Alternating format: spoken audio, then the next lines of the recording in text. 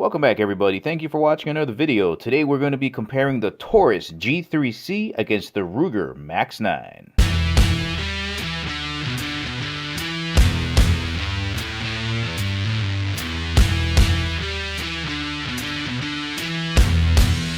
And if you haven't had a chance to check out the individual pistol review I've done on both of these pistols, I'll leave a link for it right up here. Let's get on to the video. Alright, to start off with, the Taurus G3C Optics Ready Toro version you can find for right around $350 to $400. And the Ruger Max 9, I'm noticing the price is coming up a little bit. I found them online for right around maybe $450 to $500. Both of these pistols are optics ready. The difference between the methods of how you're going to fit them on there is the Ruger is a direct fit, meaning it can only fit one footprint pattern on there, which is the Shield RMSC. Basically, you take the plate off and the dot goes right on there, while the Taurus uses adapter plates, meaning you take the plate off, you put these plates on, one of these 4 different adapters, meaning you can fit whatever red dot you want on here. So the plate goes onto here and the dot goes on top of the plate. So in that sense, the Taurus is a little bit more flexible. And as far as the rear sights go, you got a blacked out squared off U-notch on the Max 9, and the Taurus very similar as far as its shape. However, the difference being that the Taurus front and rear sights are Glock compatible, and it's definitely not as tall and as flat as we're going to see on the Ruger. And this has a couple of advantages here on the Max 9. We can see that it's very tall, meaning it's very easy to hook onto things like your belt or the bottom of your shoe or your boot, just in case you want to practice racking the slide back without the usage of one hand. So it's taller. Also, the advantage is if you can find a red dot that's low enough, you can co-witness through the red dot with the front sight. The Ruger does have the better front sight. You got this fiber optic tube up here and a tritium bead right here in the back. So in the daytime, the sun is going to hit that fiber optic tube from all angles and just make that dot glow so brightly in highlight situations. Then in low light situations, that tritium, because it glows, that light's gonna come up through that fiber optic tube and light up the front end of that fiber optic tube. Now, it's not as bright as you would think it is, and the ring that's around here is nice in the daytime, but it does not glow in the dark. So again, I'm glad that tritium is there for low light situations, but it doesn't glow as bright as you hope it would. Taurus front sight, very old school, very basic, just a dot in the front, easy to pick up in the daytime, but at night, not so good. You got great cocking serrations on both of these pistols. The Ruger, as we can see here, very deep, very useful on the front and in the back. Here's the Taurus, the rear. Nice job there. And on the front, not as long as I would like it, but still, when you get a grip of them, very deep. So you got cocking serrations on the front and the back for both of these. And you've got nice beveling here on the Ruger. So when you're holstering your pistol, it doesn't snag on anything. There's a closer look there at the beveling. A little bit here on the top as well. Okay, you can see that right up here. So a lot of beveling on the Ruger. Have a look at the Taurus here. Smooth all the way around. Not as aggressive and squared off looking as the Ruger, but still very functional.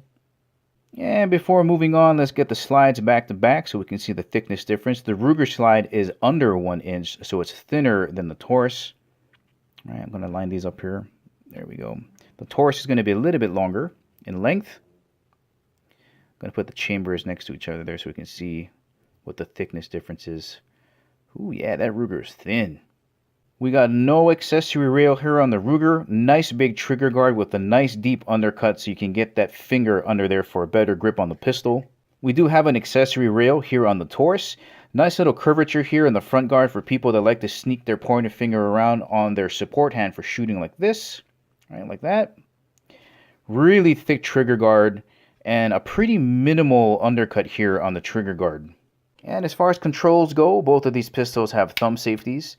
Slide catch releases sit pretty flush to the frame. I have noticed though that the Taurus thumb safety is a little bit longer in length, which makes it look a little bit chunky as compared to the slickness of the Max 9. Right, it's not only shorter, but it's smaller. But they're both very easy to use. And again, the Ruger Pro model doesn't have the thumb safety if you didn't want one on there. And I really like the feel of the Max 9 slide release better. It's easy to grip onto, but yet still very flush to the frame. You know, it doesn't stick out. Turn it over that way. Compared to the Ruger controls here, again, still very flush. but just doesn't look as nice as the Ruger control group. Alright, as far as grip angle goes, I'd say that the Ruger is more 1911 like, in that it's more straight up and down here. So a lot of people like that grip angle, where the Taurus has a little bit more of a grip angle there. And you're going to notice the Taurus grip is just bigger, just thicker this way, and it's going to be thicker that way. So let's have a look at that once more.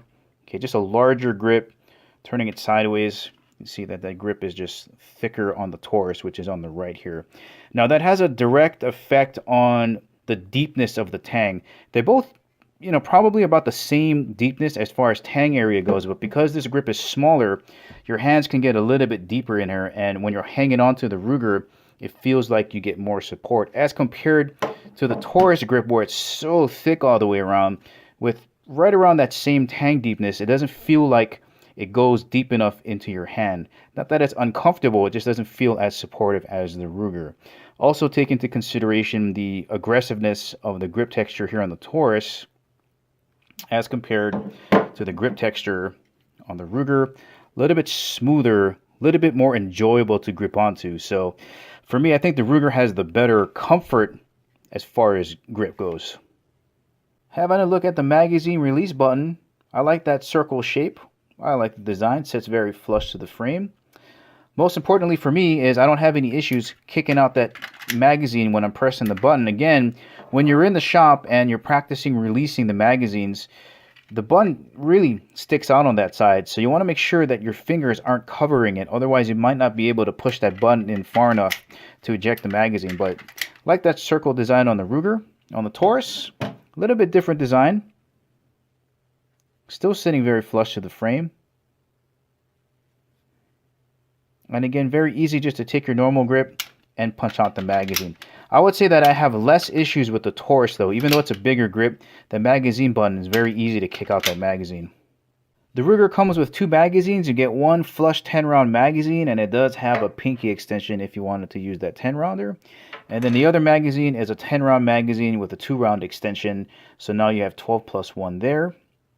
Taurus comes with 3 12-round magazines. Now, I gotta say, the Teflon coated magazines on here are slick. Both of these you can find just about anywhere and should cost anywhere between $30 to $35. But I'd have to give the advantage to the Taurus. You get 3 12-rounders versus just 2 magazines with the Ruger. Let's weigh the Ruger Max 9 with the 12-round magazine, coming in at 1 pound, 2.7 ounces.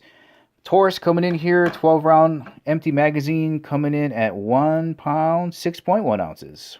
All right, let's have a look at the Taurus trigger. So the Taurus does have double strike capability, or some people are going to call it double action, single action. Essentially what this means is if you pull the trigger, nothing goes bang. You can pull the trigger again without racking the slide. So this is what it might look like. All right, so here's your first trigger pull. You go click, nothing goes bang. All you got to do is release the trigger. It's going to pick up from right here, and you can pull it again to see if you can get that round to ignite. Again, here's your first trigger pull. Click, nothing goes bang, just let it go, and go click again. So some people are going to like this feature, some are going to hate it, but that's just something the Taurus has that the Ruger doesn't. Now, right about now, people are like, whoa, look at all that take-up on the trigger, and it is a lot of take-up. But to be fair, as far as Taurus striker fire triggers go, this is really good. So there's a lot of take-up. I'd say that's about 1 inch of take-up. But once it gets back there, there's not a lot of creep. I mean, honestly, there's not a lot of space for it to creep to, but try to pull that real slow. Yeah, no creep. All right, here's the reset. Again, pay attention to how much creep is in there, how much trigger creep. Not a lot. It just wants to break. Right, here's a look at it again. There's the wall. Yep, no creep there. Here's the reset. One last pull. All right, let's have a look at the Ruger. All right, here is a look at the Ruger trigger. Again, we got the trigger safety up here in the front. Nice wide trigger guard. That's what I forgot to mention. I like how wide that trigger guard is. But this is fairly a mushy trigger. Okay, here is the initial wall. It's right here. Creep. Creep. Okay, click right there. Let's look at the reset. Fairly good break angle though, but a little bit of a problem with trigger creep in here. Okay, there's the reset. Kind of long reset. Okay, creep. It's like a second, 2 creeps I can get out of that before it wants to break and break. We'll have one more look. Okay, again, there's the take up. There's the initial wall. Creep. A lot of creep on that one. Oh, I got it right here, and it'll break. Look at the reset. Okay, back on it. Creep. More creep. Ooh, more creep there. And a break. And as much take-up as the Taurus has, I think I might like that Taurus trigger better. And just the fact that you have that double strike capability on the Taurus, I think I like the trigger better on the Taurus. All right, let's see how much effort it takes to pull the trigger on the Taurus. I got 5 pounds, 5 ounces. Yeah, it's not bad, right? Just a few more. Make sure that's reset. Second pull. 5 pounds, 2 ounces. That is not bad at all. Last pull. Okay, that's coming in. 5 pounds, 3 ounces. Not bad at all. All right, first pull on the Ruger. 5 pounds, 12 ounces. Ooh, a little bit heavier. Okay. Make sure that's clear. 5 pounds, 14 ounces. All right, last pull. Oh, definitely on the heavier side here. Okay. 6 pounds. Whew, all right, so, you know, I think the Taurus probably has the lighter, crisper trigger. Well, all right, guys, I hope you got enough information to help you make a better buying decision if you're trying to choose between these two pistols. And I know the Taurus is a screaming deal, you know, $350, sometimes $300, 3 magazines, better mounting options, a better trigger. But if you're going to be using this for carry concealed, you cannot, or for me, it's just too big, too thick, too bulky.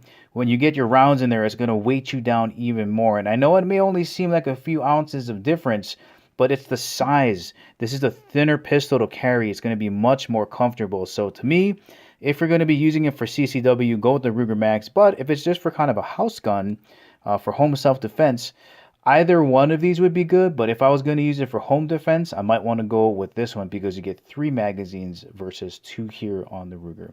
All right, guys, thank you for watching. Catch you in the next video.